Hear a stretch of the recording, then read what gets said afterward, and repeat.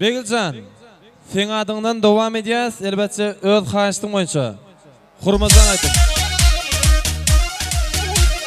Begilcan, Malkoto'ya mutlu olsun.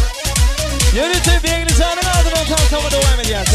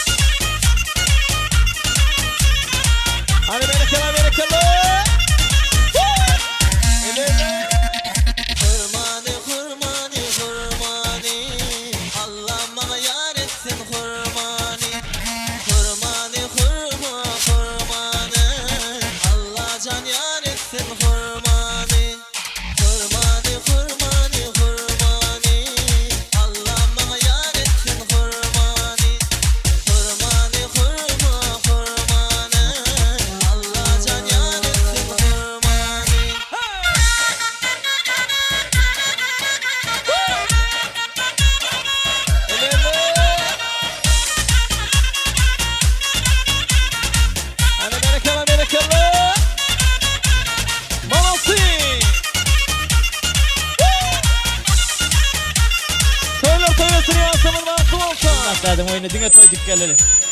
Şu Ahmet Kozayev'le oyunu dine toy olsun. Allah can. Hem ben baktı olun hem ben oyunu şunu al toy olsun.